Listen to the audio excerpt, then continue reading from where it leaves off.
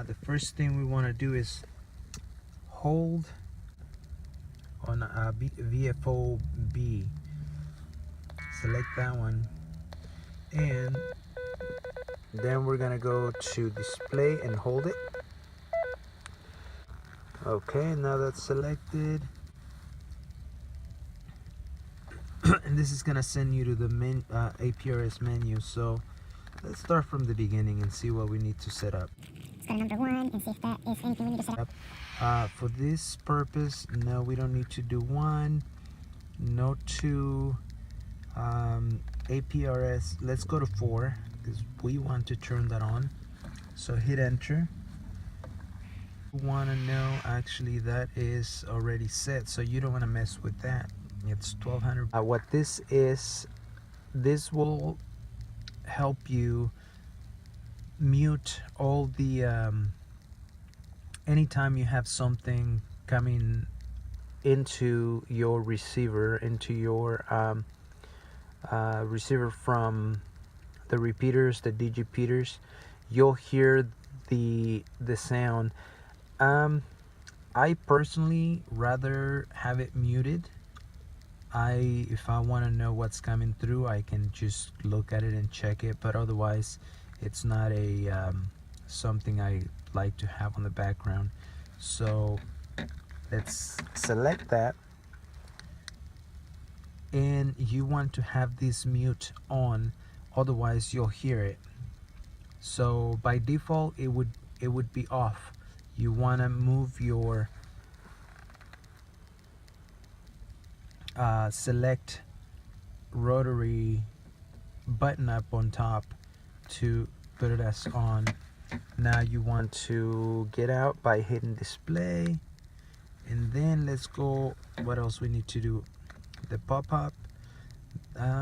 Let's not worry about that for now. You can select that helps you what you see on your radio, but let's go do the basics for now. The ringer, unit, delay, the info, number 13. Let's select that one. This is where you're gonna select your ambiguity,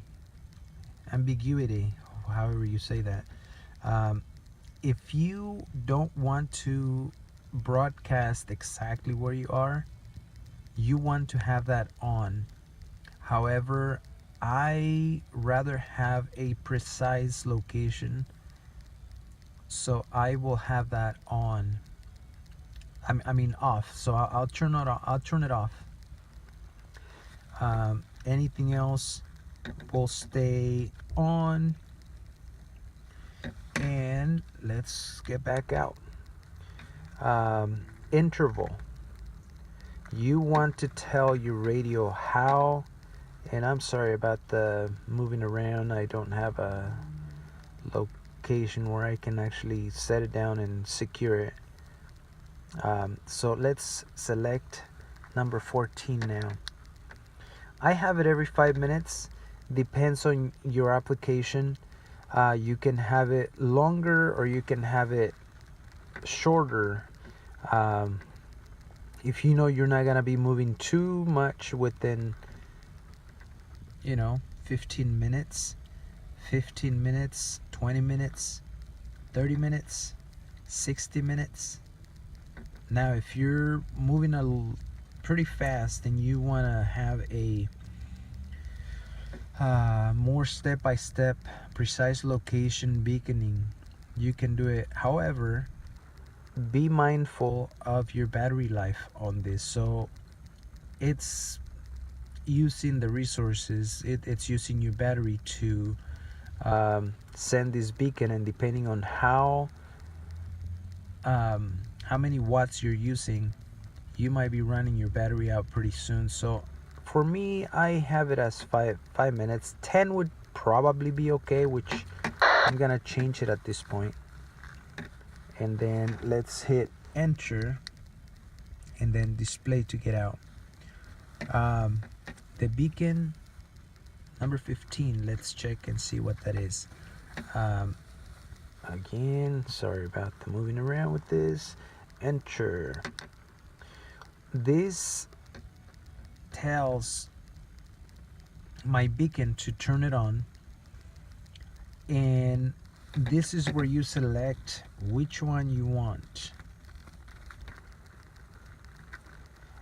You can pre-write your beacon messages. I have my email address. Now if you want to check it out, let's see, if you want to go to number 2, that's a different one.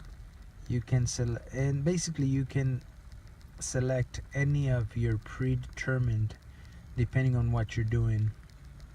I have 2. I go for number 1, which only has my email address, and we can look into what else is in there. So let's go ahead and go back out.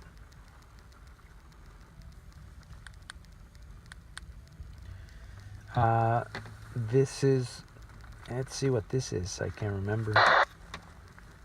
Let's see, enter on 16.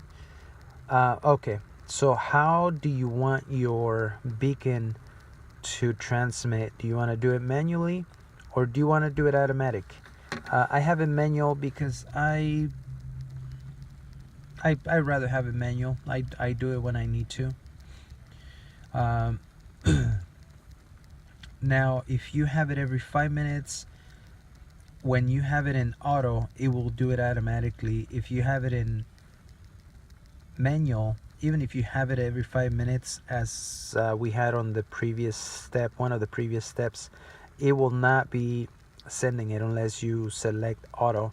So I'm gonna put it back to manual, and I do that just because I don't want it inside my car unless I'm hiking or anything like that, then we can do that. So let's get back out. Display and COM port. I don't mess with the COM port. Digipath, I don't mess with that either. Let's go to GPS power. Now if you want your location to be transmitted, you need to make sure that the GPS is on. Let's see,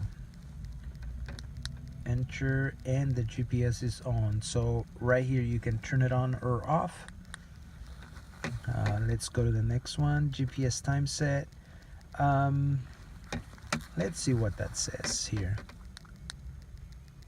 Auto. I have it on auto, so it means it'll automatically set the time for me.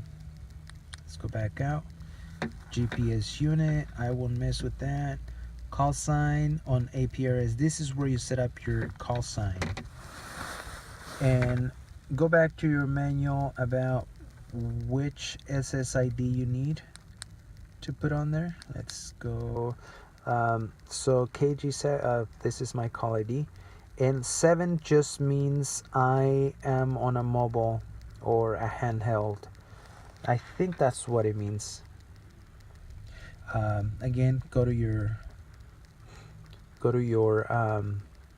manual to see what the other ones are.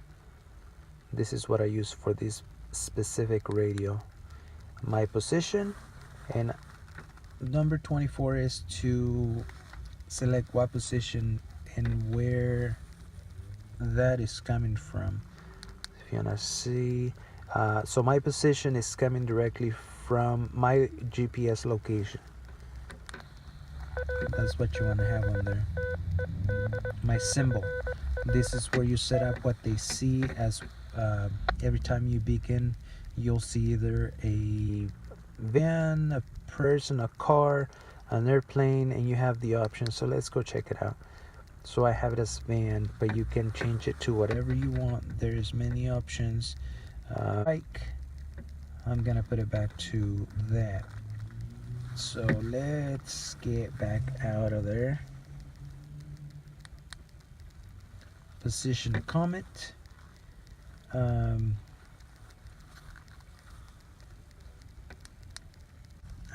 I have it in service. That was the default. 27 is for smart beaconing. If you want to only beacon automatically when you're moving, or if you're moving when you're stopping. That's a good option. I don't use it. So basically what it does is, if you're going at 3 miles per hour, it'll send a beacon, or if you're going at 30 miles per hour, it'll send a beacon. Also, if you veer or you turn, it'll also slow rate, fast rate, turn, so 28 degrees angle. If you are moving on a different direction by at least 28 degrees, it'll send a beacon. So that's what this means here. So for my purposes, I leave that alone because I really don't use it. Time zone. If you want to have accurate time, set up your time zone. I am particularly in zone -8, I believe it is. Let's check it out. -8 UTC, Universal Time. That's my zone. So let's get out. So that's how you set it up, and I went through every single, well, the ones that matter the most anyway. If you want to mess with the other ones, go ahead and look into those. Otherwise, this was it for that. I can get into these other ones if you want to comment. Maybe I can look into it and see what those mean. But otherwise, the ones you have set up with this video is the minimum, or actually the basics, so you can get going with your APRS. Once you're done, just get back out. There it is. And if you are on a manual, if you have it as manual and you want to send your beacon, the way to do it is you hit the F, and the F will show up there, and 9, while the F is it went away. So let's do it again. But again, when you're receiving, you won't see it. So let's do that. And number 9, and it'll send your beacon. Now, if it went correctly, if it went out, it would probably show up on your screen. It would show up your, it would show your call ID and your or dash. Basically, your SSID will show up there. I don't think mine went through, but if it did, it would show up like it did there. If you want to go back and check what's happened, you can hit the F and the 0 while the F's still showing up on the screen, and it'll show you a list of all the stations that are transmitting into the APRS that you have received. It doesn't look like mine went through, so if it doesn't go through, maybe you're on a remote location where you don't have any reach to any digipeaters, or like me, I'm inside the car, so I'm not expecting for that to go out. I'm using a whip antenna, but still inside the car it's not gonna work. I think this video is running a little too long, so I'm gonna stop right here, and I can explain a little more if you still have any questions after you watch this whole video. Thank you for watching. Hit the subscribe button if you would. Also, give me a thumbs up or thumbs down if you didn't like it. If it's too long, do let me know. If it's something you don't like, I don't mind bad criticism. It helps me. Otherwise, if you liked it, give it a thumbs up. Tell me what you liked about it. And if you want to see more, I don't know when I'm posting the next one, but I will try to make it as soon as possible. Subscribe. Thank you.